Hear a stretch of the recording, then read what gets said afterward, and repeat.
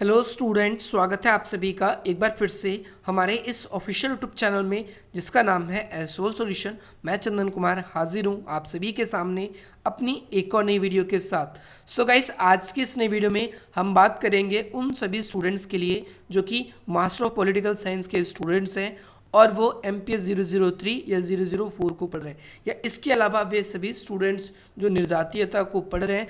आज की नई वीडियो उन सभी स्टूडेंट्स के लिए मोस्ट इंपॉर्टेंट है। इसके अलावा SUL NCVEP या ग्रेजुएशन के भी जो स्टूडेंट्स हैं जो निर्जातीयता को पढ़ रहे हैं, तो भाई आज की नई वीडियो उन सभी के लिए इंपॉर्टेंट है। अब तक हमने अपनी प्रीवियस वीडियो में ये जान लिया कि निर्जातीयता का क्या अर्थ है। अब हम जानेंगे कि भाई आपके एग्जाम में क्वेश्चन ये बनता है कि भारत में निर्जातीय के प्रमुख मामले, तो आप लोग देखेंगे तो आपसे डायरेक्टली क्वेश्चन ये बन जाता है कि उत्तर पूर्व भारत में निर्जातीय के कौन कौन से मामले हैं, स्पष्ट करें। पंजाब में क्या है। तो आज की इस नई वीडियो में हम बात करेंगे उत्तर पूर्व में भारत के अंदर निर्जातीयता के कौन से मुख्य मामले। तो चलिए ज़्यादा देर न करते हुए आज की अपनी इस वीडियो को हम स्टार्ट करते हैं। सबसे पहले आप सभी को ये जानना है उत्तर पूर्व के बारे में। तो भाई नॉर्थ ईस्ट के आप सभी को पता है 7 राज्य हैं, जिसमें असम, मिजोरम, नागालैंड, आप लोगों का त्रिपुरा, ऐसे आप लोगों के 7 राज्य हैं। इन 7 राज्यों में अगर हम देखें तो इनका एक अपना इतिहास है, इनकी खास भौगोलिक स्थिति है, पहाड़ी इलाके में ज़्यादातर आते हैं। और इनकी अगर हम संस्कृति या इनकी पहचान की बात करें तो ये भी उत्तर भारत और दक्षिण भारत की तुलना में इनकी अलग है।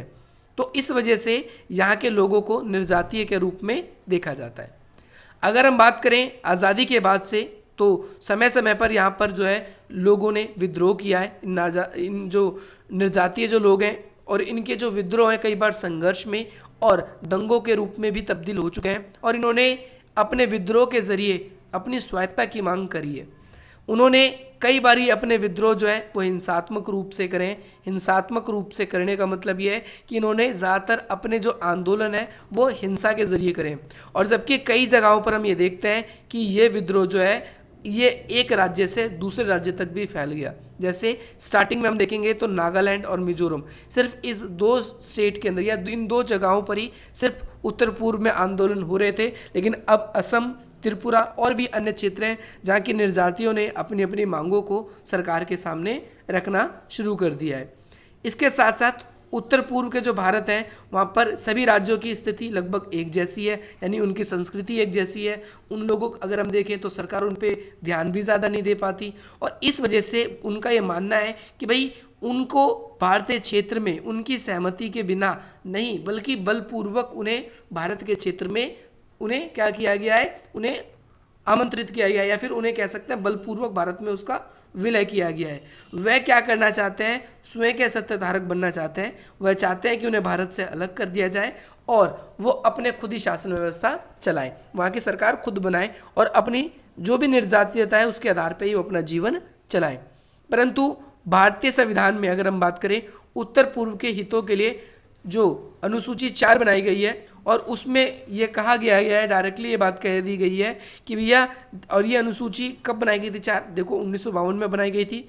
और वहाँ पर जब पहले आम चुनाव हुए भी थे तो उस समय के पहले आम चुनाव इन्होंने बहिष्कार कर दिए थे। बहिष्कार करने का मतलब ये है कि यहाँ के लोगों ने जो चुनाव हुए इस एरिया में उस इलेक्शन को माना भी नहीं।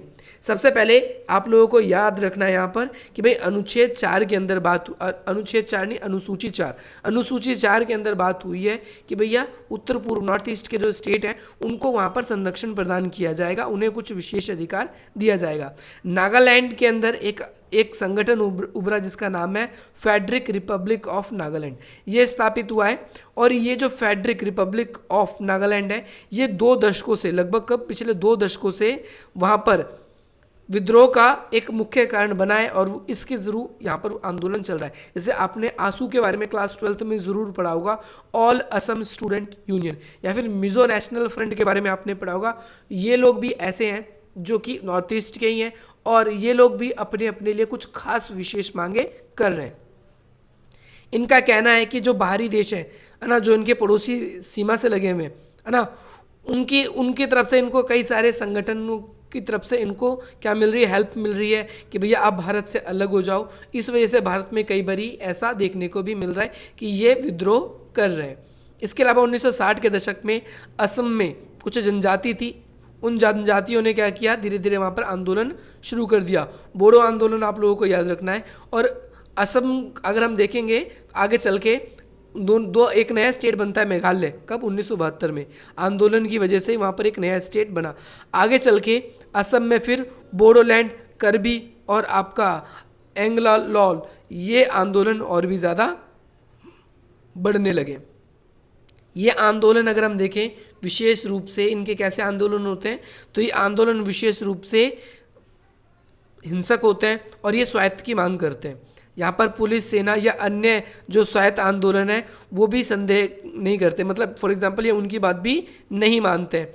और इसके अलावा वहाँ पर बहुत सारे ऐसे क्षेत्र हैं जो इनकी सुरक्षा के लिए उन्होंने अपने राजनीतिक संगठन के रूप में बना लिए। इसके अलावा पड़ोसी देशों से भी उन लोगों को समय समय पर हेल्प मिलती रहती है। इसके अलावा ये विद्रोह जो है अक्सर हम देखेंगे कई बार दंगों में परिवर्तित हो जाते हैं और वहाँ पर कई बारी हम देखते हैं कि राष्ट्रपति शासन लगाना पड़ जाता है, या इसके अलावा आर्मी जो वहाँ पर है स्थायी रूप से रहती है।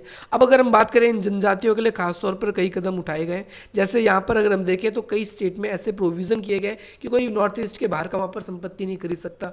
टूरिज्म को बढ़ावा दिया जा रहा है, रोजगार के साधन नए विकसित किए जा रहे हैं वहाँ पर। इसके अलावा शिक्षा के क्षेत्रों में भी विस्तार हो, या रेलवे परिवहन जो व्यापार को बढ़ावा देने के लिए वहाँ पर ऐसे अनेक एकाएक कई सारे कार्यक्रम वहाँ पर चलाए जा रहे हैं। इसके अलावा वहाँ की जो जनजातियाँ हैं जैसे नागालैंड है, सबसे ज़्यादा जो हम बात करें विरोध प्रदर्शन, तो सबसे ज़्यादा विरोध वहीं पर ही हो रहा है। और इसके अलावा हम इसके अंदर एक चीज़ ये भी गौर करेंगे कि ये जो विरोध प्रदर्शन है ये इनका ज़्यादातर ये है कि इनकी मांग है कि या तो इनके लिए विशेष अधिकार इनको दे दिया जाए, या फिर इनके लिए जो भी यहाँ पर अपॉर्चुनिटीज़ होगी वो दूसरे स्टेट के लोगों को ना मिले। जैसे अदर स्टेट्स में ऐसा होता है कि अगर आपको गवर्नमेंट जॉब कहीं पर भी निकलती है तो कोई भी अप्लाई कर देता है, बट यहाँ पर ये लोग ऐसा मना कर देते हैं, कहते हैं कि एम्प्लॉयमेंट के सिरे से भी हमारी तरफ से ही हमारे लोग ही जो है वो यहाँ पर सिर्फ जॉब ले पाएँ, बाहर के लोग जॉब ना ले पाएँ। तो ये चीज़ इसके लिए इंपॉर्टेंट है। इसके अलावा आपको दो चीज़ और याद रखनी है, पंजाब वाला कॉन्सेप्ट भी आपके लिए इंपॉर्टेंट है, तो वो भी पढ़ेंगे। कई बारी क्वेश्चन आप लोगों के लिए जम्मू कश्मीर पे भी बनता है और तमिलनाडु पे भी, तो उसके लिए आप लोगों के लिए सेपरेट वीडियोस मेरी तरफ से आप लोगों के लिए अलग से आएगी। अगर आप लोगों को इस वीडियो से कोई भी वैल्यू मिली हो तो आप इस वीडियो को लाइक करें, अधिक से अधिक मित्रों तक शेयर करें और हमारे इस चैनल को सब्सक्राइब करें, ताकि अगली जैसे ही आप लोगों के लिए नई वीडियो आए उसका नोटिफिकेशन जो है वो आप सभी को समय समय पर मिल जाए। और अगर आप लोगों का कोई भी डाउट है तो आप हमसे इस तरीके से कनेक्ट हो सकते हैं। आपके स्क्रीन पर ये नंबर शो हो रहा है, अपने डाउट्स को क्लियर करा सकते हैं। साथ ही साथ मिलते हैं हम आपसे अपनी अगली वीडियो में। जय हिंद, जय भारत।